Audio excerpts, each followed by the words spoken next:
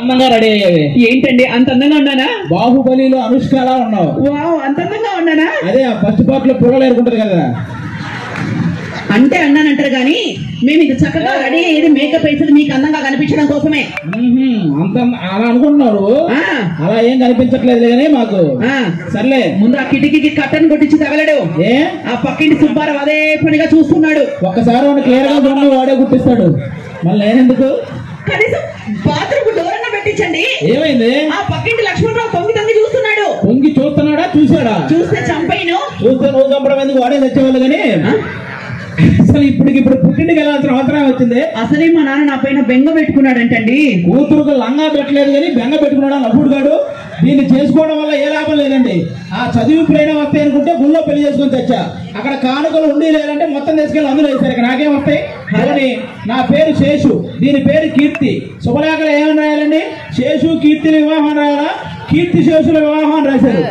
చచ్చిరోల పెళ్ళని ఎవడు రాలి అక్కడికి. అబ్బో, పెళ్లి 10 సంవత్సరాలు అయింది. ఒక నగ నట్ర కొనిపించడం మహం కాదు మహాంది. నీకు నగరం నట్రా పెట్టడానికి మాది కళ్యాణ్ జ్యువెలరీస్ కాదే, కళ్యాణ్ టిఫిన్ సెంటర్. కావాలంటే ఒక దోశ అడుగు పెడతారు. ఇదిగో చెప్తున్నా, ఆడవాళ్ళని రెస్పెక్ట్ చేసి మాట్లాడు. మాట్లాడు గౌరవం రాసాయి. ఏంటి ఎక్కువ చేస్తున్నా? హలో, ఆడవాళ్ళని రెస్పెక్ట్ ఇవ్వండి. లేదనుకో మామూలుగా ఉండదు. మీరు చెప్తున్నా. నేను ఏం చేశాను? బానే గౌరవిస్తున్నాడు అందరినీ. అంత గౌరవించడం అయితే నేను పక్కన సునీత ఇంటికి వస్తే ఏమన్నా చెప్పు నువ్వు. సునీత్, ఇప్పుడు మనం పొద్దున్నే టిఫిన్ చేసే టైంకి ఎవరైనా ఇంటికి వస్తే ఏమంటాం? రండి టిఫిన్ చేద్దాం అంటాం. మధ్యాహ్నం భోజనం చేసే టైంకి వస్తే రండి భోజనం చేద్దాం అంటాం. అది రాత్రి పడుకునే టైంకి వచ్చింది రండి అనే లోపే కొట్టు. ఇదిగో ప్రతి ప్రశ్నకు అక్కడికి మీ మగవాళ్ళు ఏదో తెలివైన ఆన్సర్ చెప్తున్నా నేను. మగవాళ్ళు తెలివైన వాళ్ళు అంటే మగాళ్ళంతా తెలివైన వాళ్ళే. చూడు ఎంతమంది ఉన్నారు మగాళ్ళు. ఏదో ఒకసారి గట్టిగా చప్పలు కొట్టమని మీ మగవాళ్ళని. ఒక్కసారి మగవాళ్ళంతా గట్టిగా రాసుకుంటుండబ్బా.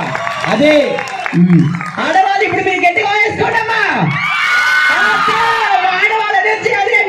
అబ్బే లేదు, వాళ్ళేదో ఆకలి సరిచారు కానీ చెప్పు. సరే, మీ మగవాళ్ళు ఎంత తెలివైన వాళ్ళకి ఒక ప్రశ్న అడుగుతాను, ఆన్సర్ చెప్పు. చెప్పు. నువ్వు రోడ్డు మీద ఎలా నడుచుకుంటూ వెళ్తున్నావు? మాకేం పని లేదు, నీకేమైనా పని నడుచుకుంటే. దేనికి? నీకు ఒక డబ్బు ఒక తెలివి ఉన్న మూట దొరికాయి. మీ మగవాళ్ళు ఏం తీసుకుంటారు? మా మగాళ్ళం అయితే డబ్బున్న మూటే తీసుకుంటారు. అదే మా ఆడవాళ్ళు అయితే తెలివి ఉన్న మూట తీసుకుంటారు తెలుసా? అవును, ఎవరికేం లేదు అదే తీసుకోవాలి, అందులో తప్పే ఉంది. అంటే ఆడవాళ్ళకి తెలియలేదు అంటున్నావు నువ్వు? నేను అట్లా నువ్వే చెప్పావు. సరే, ఇంకొక ప్రశ్న అడుగుతాను, చెప్పు. చెప్పు. అదే పాలవంచ రోడ్డు మీద కాస్త ముందుకెళ్తున్నావు. నీకు ఒక 2000 రూపాయలు 500 రూపాయలు దొరికాయి. నువ్వేం తీసుకుంటావు? నేనా?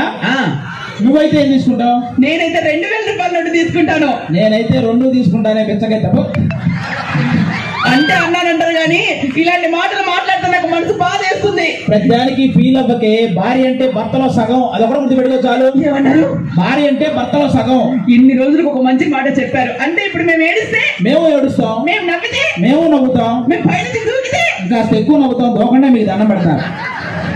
అంటే అన్నానంటావు కానీ ఇన్ని సంవత్సరాలు నాకు ఒక డౌట్ ఉందండి. ఏంటది? ఎప్పుడు చూసినా ఫైర్ స్టేషన్ లో అలాంటి కత్తులంటే ఆ మగవాళ్ళే పనిచేస్తూ ఉంటారు.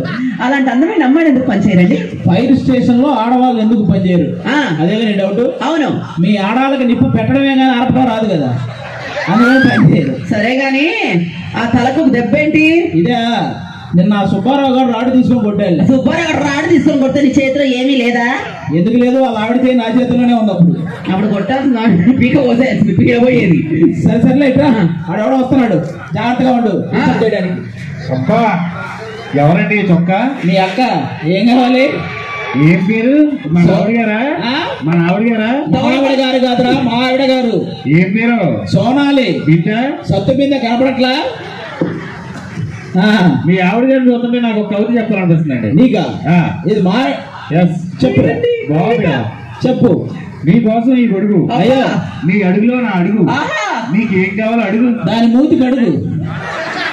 అది కవిత. నువ్వేం చేస్తుంటారా? నేనేం చేయను, అన్ని మా పనులు చేస్తుంటా. అంటే మీ ఇంట్లో వంట చేసేది మా పనోళ్ళే, గేదెలు తోమేది మా పనోళ్ళే, మీ ఆవిడతో కాపురం మా పను. నాకు ఇంకా పెళ్లి కాలేదు, పెళ్లి చూపులకి వెళ్తున్నా. ఎక్కడికి? పెళ్లి చూపులకి అమ్మాయి వెళ్తున్నా. అయితే ఒక సలహా ఇస్తానండి. ఇప్పుడు ఆడపిల్లి వాళ్ళు ఎప్పుడు చిన్న వస్తువులు ఇస్తారంటారు, మగపిల్లి వాళ్ళు ఎప్పుడు పెద్ద వస్తువులు అడగాలి. సపోజ్ వాళ్ళు పండిస్తారన్నారనుకో, నువ్వు కార్ అడుగు. వాళ్ళు కూలర్ ఇస్తారన్నారనుకో, ఏసీ అడుగు. వాళ్ళ అమ్మాయిని ఇస్తారన్నారనుకో, వాళ్ళ అమ్మని అడుగు. అవసరమా? ఏమండి మీ ఆవిడ గారు జుట్టు ఏంటండి ఎంత బాగుంది, ఏదో వస్తుంది. ఏమంటే చెప్పనా? చెప్పు చెప్పు. ఉదయాన్నే షాంపూతో తలస్నానం చేస్తాను వదిన, మధ్యాహ్నం అయితే ఆయిల్తో మర్దన చేస్తాను వదిన, మరి రాత్రికి విగ్గు తీసి గోడకుండా కొక్కానికి తగిలేస్తుంది. విగ్గా అది మరి కాదా?